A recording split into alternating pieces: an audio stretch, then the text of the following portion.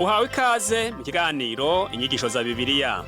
Muri iki kiganiro tugenda turaba ibice vy'ivyanditswe muri Bibiliya yera ijambo ry'Imana, tukarimbura insiguro yavyo. Ni ikiganiro gitanga inyigisho z'ivyanditswe vyera mu kiringo c'imyaka 5. Inyuma y'icigwa turaguha inomero woturonderako igihe wogira ico ugomba guterera canke kubaza. Kaze twumvirize kandi twigishwe.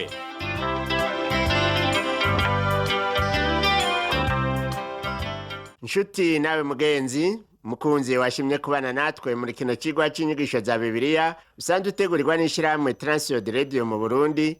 Ndakuramukije ubuntu n'amahoro vy'umwami wacu Yesu Kristo bibane nawe. Uri kumwe na Pastor Samuel Nsabimbona sanzwe ndagushikiriza zino nyigisho. Mu cigwa cacu giheruka twarabiye hamwe izaburi ya 3 n'iya 4.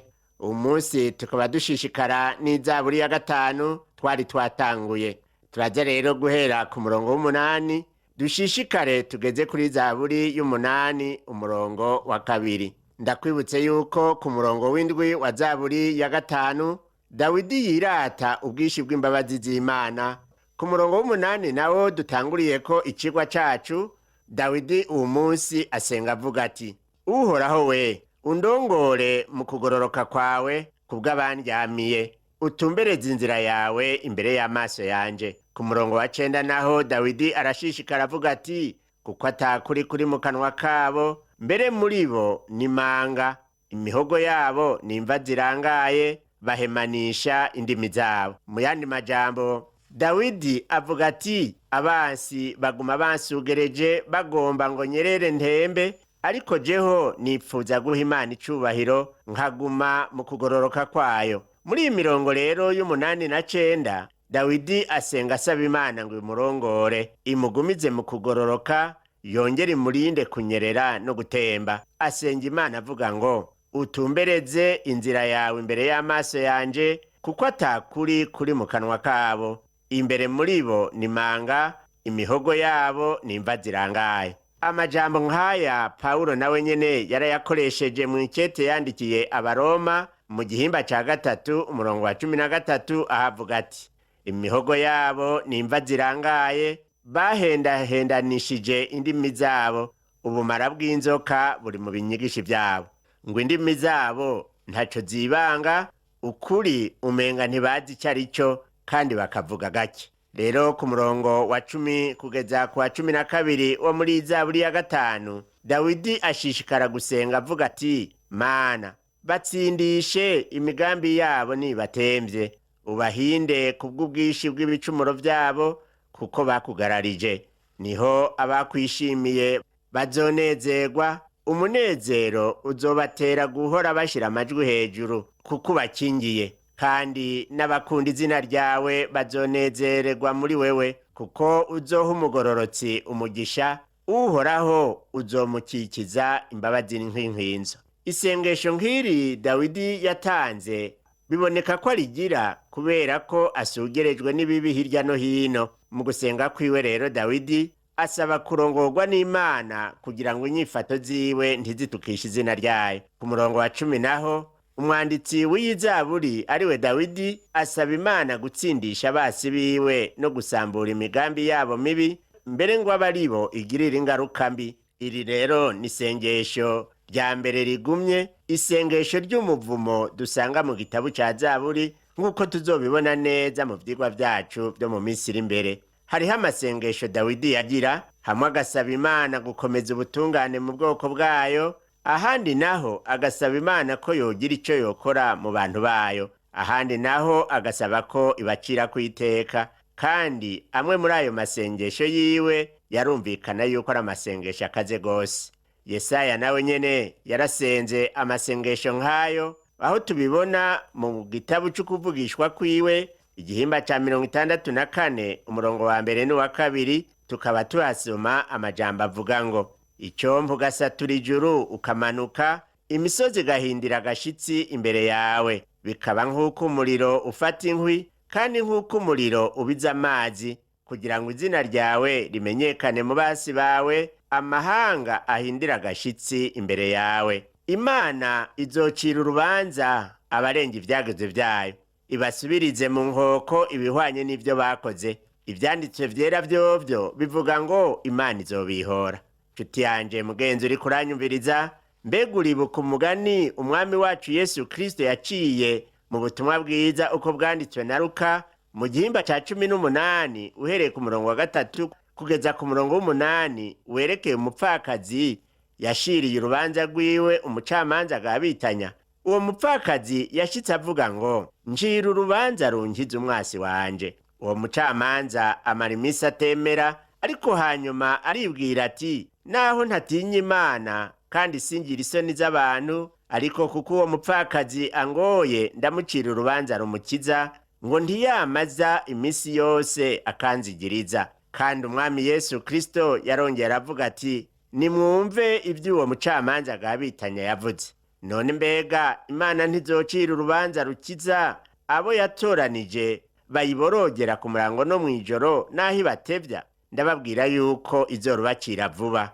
Ariko none umwana w'umuntu niyaza azosanga ukwizera mw'isi?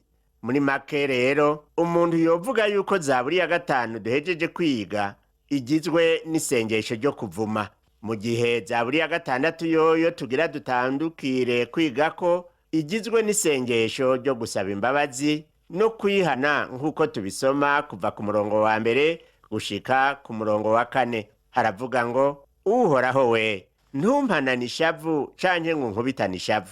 Ungirire imbabazi Uhoraho, kuko nkabiranye. Uhoraho nungize kuko amagufa yanje ajugumira, umutima wanje nawo urajugumira cane. Nawe Uhoraho, mbega uzogeza ryari? Ewe Uhoraho garuka utabare umutima wanje, unkize kubw'imbabazi zawe. Umwanditsi w'iyi Zaburi arazi ubukene bwiwe, kandi ni nabwo butuma agatakambira Imana mu kwihana kwiwe. Kuva ku murongo wa 5 gushika ku murongo w'7 abandanya kwatura ibyaha vyiwe avuga ngo kuko utazokwibukirwa mu rupfu, ninde azogushimira ikuzimu? Kuniha kurandambiye, uko ijoro ryije ntotesha uburiri bwanje amosozi, uburiri bwanje ndabuyacunjuburirako. Najonjogoye mu maso kubw'intuntu, hakabiranijwe n'abansi banje bose. Aya majambo tuyabonamwo ishusho ya Dawidi n'iy'umwami wacu Yesu Kristo. Nizigira kandi yuko Dawidi atwereka ishusho ya Isirayeli mu misi ya nyuma, niya wewe nanje twizera uwu munsi. Zaburi ya 6 rero ni zaburi yo gutakamba no kurondera imbabazi mu gihe ukwibehebura kwabaye umurengera. Ijambo ry'Imana mu isezerano rishasha no mu rya kera ritubwira inshuro nyinshi yuko Imana ari inyembabazi nyinshi. Izo mbabazi Imana nizo yakoresheje mu kuwundokora, kandi n'ubu iracazifise kugira ngo ikurokore nawe. Imana ifise imbabazi nyinshi kandi twese turazikeneye. Umuvugishwa n'Imana Yesaya mu gihimba ca 52 umurongo wa 14 aravuga ku mwami Yesu muri aya majambo ngo kuko mu maso hiwe hononekaye ntihase naho umuntu, n'ishusho yiwe yononekaye ntise n'iy'abana b'abantu. Muri Zaburi ya 69 umurongo wa 3 naho ijambo ry'Imana riravuga ngo kurira kwanje kuranduhishije umuhogo urumye, amaso yanje yakobotse nkirorereye Imana yanje. Usomye Zaburi ya 42 naho umurongo wa 3 umwanditsi wayo aravuga ngo amosozi yanje niyambereye ibyo kurya ku murango no mw'ijoro, bakarenza izuba bambaza bati Imana yawe iri hehe? Eka no muri Zaburi ya 38 umurongo wa 10 Dawidi aravuga ngo umutima urancamwo, intege zanje ziracika, no kubona kw'amaso yanje nako nyene kwamvuyemwo.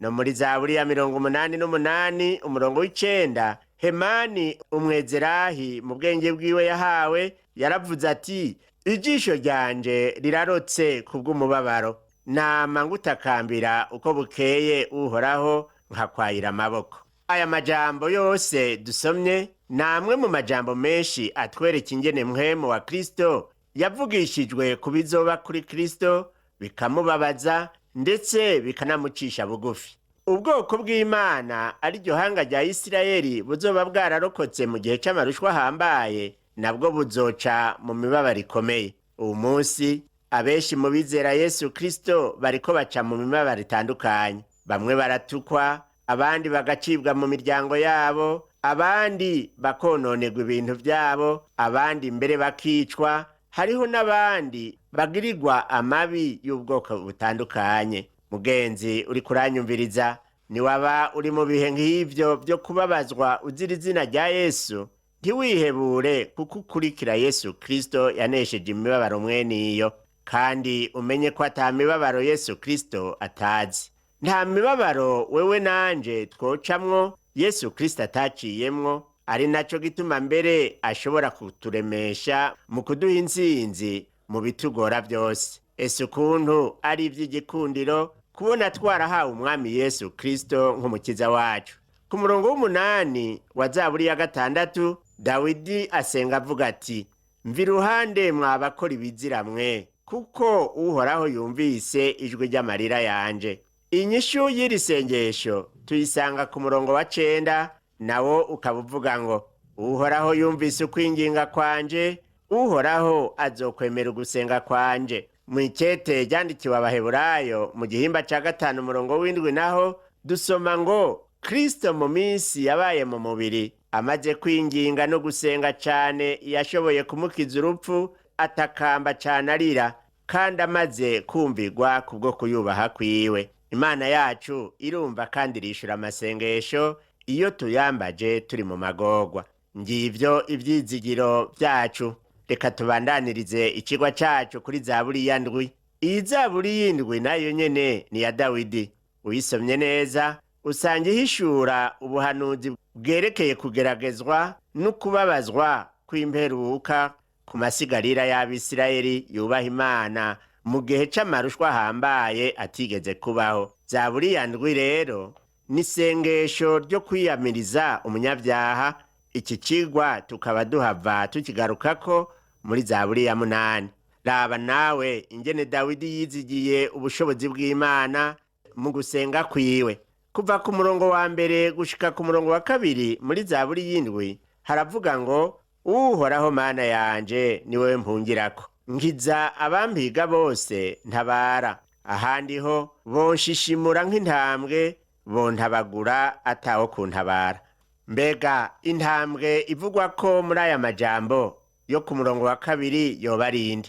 Mu by'ukuri iyo ntambwe ni Satani, uwo Petero avuga ko agendagenda hirya no hino yivuga arondera uwarotsa. Mw'ikete rya mbere Petero yanditse mu gihimba ca 5 umurongo w'8 avuga ati, mwirinde ibiboreza mwame mugavye. Umwasi wanyu ari we Satani agendagenda nk'intambwe yivuga arondera uwarotsa. Tugarutse ku murongo wa 3 no ku wa 4 muri Zaburi y'indwi, Dawidi avuga ku guhamwa gufatiye ku karenganyo. Handitse ngo, Uhoraho Mana yanje, namba naragenjeje gutyo, namba hari ukugabitanya mu maboko yanje, namba uwo twabana amahoro naramwihoye inabi, namba naranyaze umwasi wanje ndamuhoye ubusa. Kubabazwa kubw'ukarenganyo ko mw'isi uwu munsi ni ikintu jewe ntatahura. Ariko rero nubwo jewe ntabitahura, ndazi ubitahura, kandi umunsi urizi natwe nawe azobitutahuza. Hari ibintu mu buzima bwawe twe nawe tudatahura. Jewe sishobora gusigura iby'imibabaro yawe, kuko nanje nyene ubwanje ntatahura igituma ibintu bimwe bimwe bigenda binshikira. Ariko rero ndazi ko hari uzobisigurira umunsi munaka, kuko wewe azi byose kandi ashobora byose, kuko atakimunanira. Umurongo wa 6 urimwo amajambo twogereranya n'umutwenzi canke umuco wo mu bucagucagu. Avuga ngo, Uhoraho we, hagurukana ishavu ryawe wisidukire kugwanya ishavu ry'abandwanya, niwikangurire kuntabara, ni wewe washinze urubanza. Muri aya majambo Dawidi asaba Uhoraho kumuhora no kumutsindanishiriza. Ku murongo wa 11 avuga ngo, Imana n'umucamanza agororoka, mbere ni Imana ishavura iminsi yose. Muri ino minsi ivy'isoni nke bigenda bigwirirana, kandi abantu batari bake bagenda bishushanya navyo. Ariko rero Imana ishimwe kuko ivyageze vyayo atahizokwigera ibihindura kugira ngo ibishushanye n'ivyiyumviro vy'abiki gihe.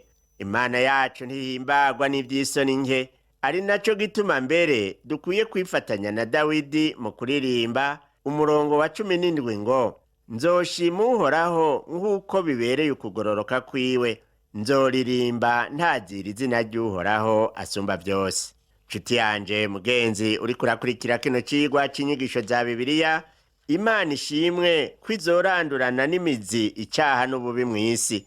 Mu kanya duhava turangiza icigwa cacu c'uwu munsi, ariko rero imbere yuko turangiza reka tubanze turabe imirongo ibiri ya mbere yo muri Zaburi y'umunani. Mbanze ndakumenyeshe yuko iyi Zaburi ivuga ivya Mesiya, kandi ko amajambo ari muri yo tuyasanga mu isezerano rishasha. Iyi Zaburi y'umunani rero ivugwa ko inshuro zitatu mu isezerano rishasha. Mu by'ukuri umwami Yesu wenyene ubwiwe yarakoresheje amajambo dusanga muri iyi Zaburi. Dusomye mu butumwa bwiza uko bwanditswe na Matayo mu gihimba ca 21, twarabonye amajambo avuga kuri Yesu ashikiye Yerusalemu. Twabonye yuko ishengero ry'abakuze hamwe n'abana ryavugiye imbere yiwe n'inyuma yiwe rirasemerera riti Hoziyana mwana wa Dawidi, nk'uko tubisoma ku murongo w'9 kugeza ku wa 15. Igihe abaherezi bakuru n'abanyabwenge b'ivyanditswe babajije Yesu bati mbega urumva ivyabo bariko baravuga, niho Yesu yaciye avuga amajambo yo muri iyi Zaburi y'umunani ati egome, ntaho murasoma ngo mu kanwa k'abana bato n'abonka witeguriye mwishimwe. Muri iyi nyishu umwami Yesu yakoresheje amajambo yo muri Zaburi y'umunani umurongo wa 2. Yariko abwira abaherezi bakuru n'abanyabwenge b'ivyanditswe yuko bakwiye gusoma ivyanditswe kugira ngo batahure ingene ishengero ry'abana naryo ryasemereye.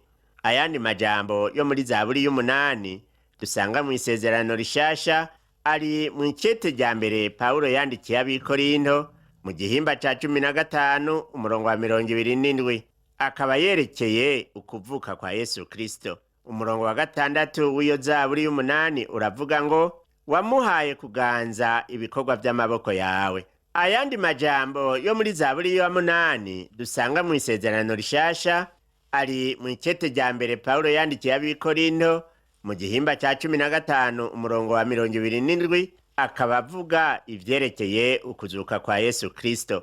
Ku murongo wa 6 wa Zaburi y'umunani havuga ngo wamuhaye kuganza ibikorwa vy'amaboko yawe. Biraboneka neza yuko iyi Zaburi itavuga ku vya kino gihe nk'uko Pawulo abivuga ku murongo wa 27 wo muri iryo kete rya mbere yandikiye ab'Ikorinto igihimba ca 15, avuga ati yamuhaye kuganza vyose ibishira munsi y'ibirenge vyiwe. Ariko kwivuga iti ahawe kuganza vyose, biraboneka yuko iyamuhaye kuganza vyose itabiharugwamwo.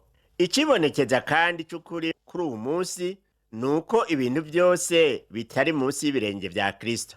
Mu icete ryandikiwe Abaheburayo mu gihimba ca 2 umurongo wa 5 kugeza ku murongo w'8 tuhasanga amajambo yerekana neza ko Zaburi y'umunani ivuga ku mwami Yesu Kristo.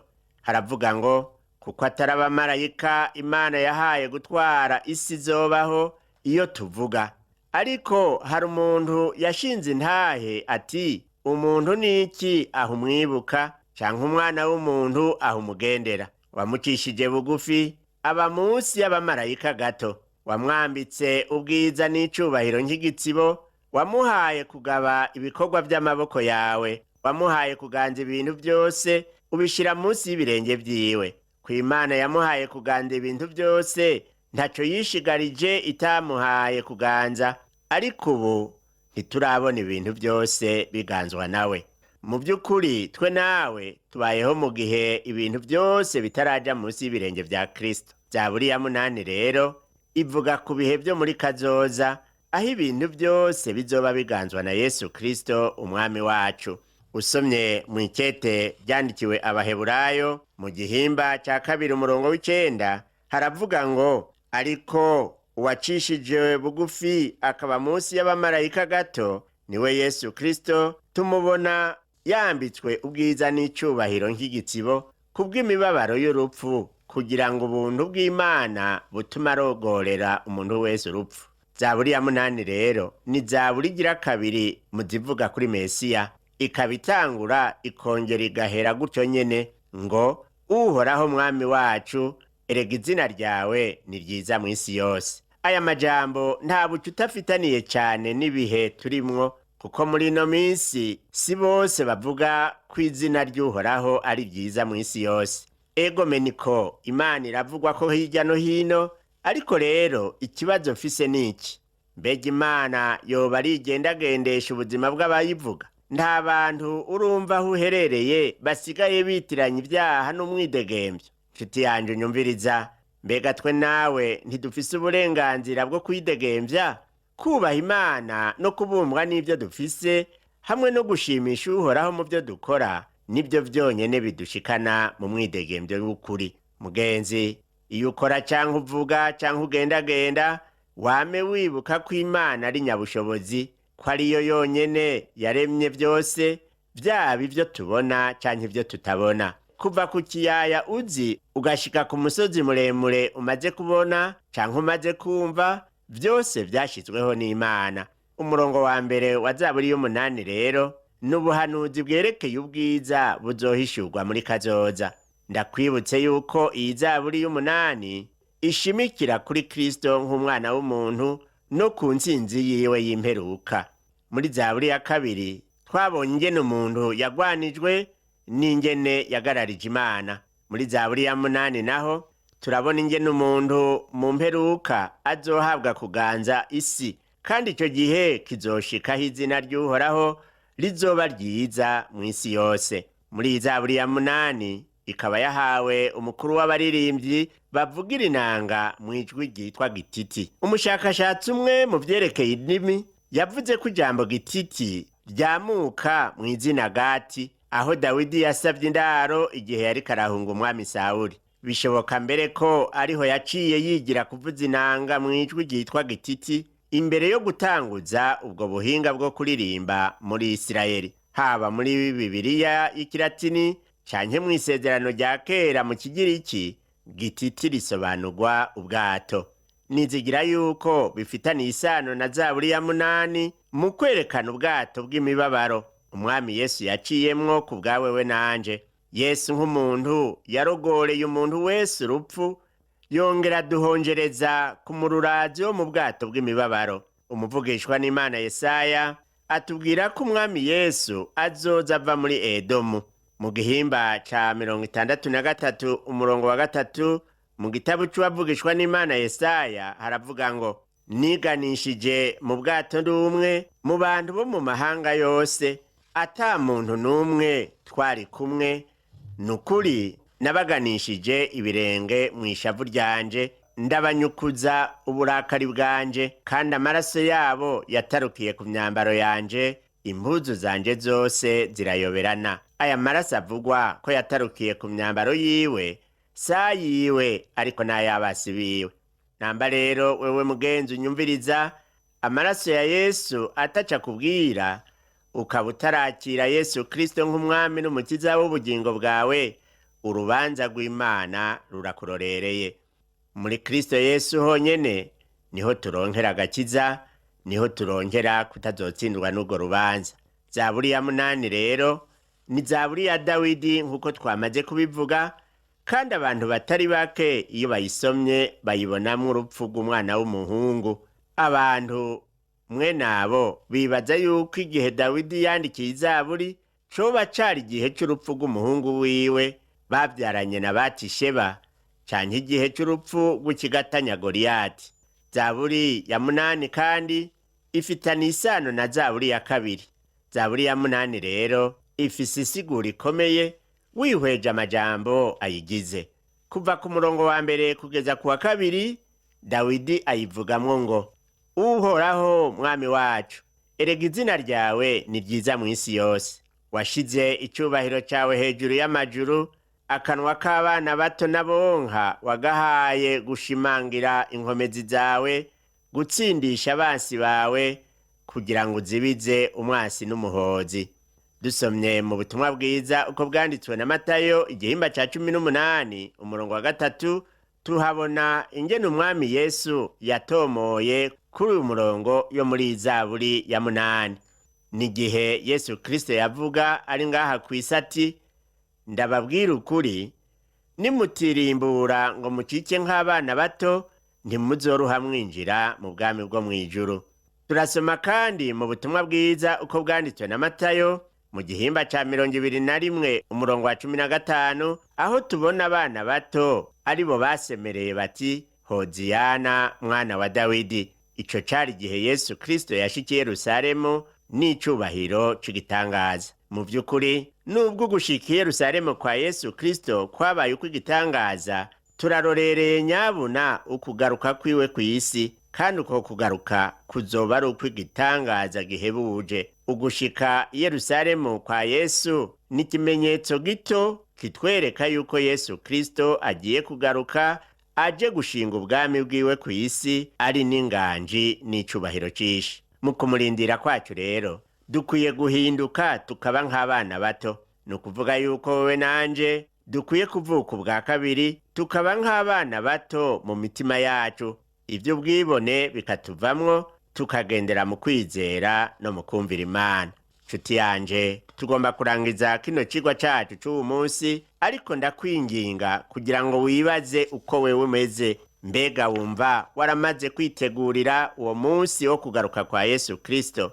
Utarabikora, n'ubu mwanya nyene uhawe. Reka turangize dusenga. Mana yacu y'urukundo, wewe watanze umwana wawe ukunda Yesu Kristo kugira ngo ace mu mibabaro, aheze atahure uko abazomukurikira nabo bazobaho. Ndasengeye umuntu yakurikiranye kino cigwa c'inyigisho za Bibiliya yoba ari mu mibabaro. Mana, ndakwinginze ngo umuhe kwihangana, kandi uwo batarakwakira umuhe umutima wo kukwakira, kugira ngo umushire mu bana bawe batazotsindwa n'urubanza. Ndabisavye mu izina ry'umwami n'umukiza wacu Yesu Kristo. Amen. Wakoze kumviriza icigwa c'ijambo ry'Imana c'uyu musi. Ushobora kumviriza n'ibindi biganiro by'inyigisho za Bibiliya, canke ukabikwega kuri uru rubuga rwa interinete rukurikira: http utuburungu tubiri uturongo tubiri duhengetse ttb akaburungu twr.org. Ushobora kumviriza ikiganiro co muri iyi ndwi, canke ugafyonda ahanditswe ngo rondera ukurikije itariki, kugira ngo wumvirize ikiganiro camaze kurengana. Ushobora no gufyonda ahanditswe ngo rondera ukurikije ivyanditswe, kugira ngo wumve ibiri muri ico gice c'ivyanditswe vyera ugomba. Ufise ico wunganira canke ubaza, twandikire. Email ni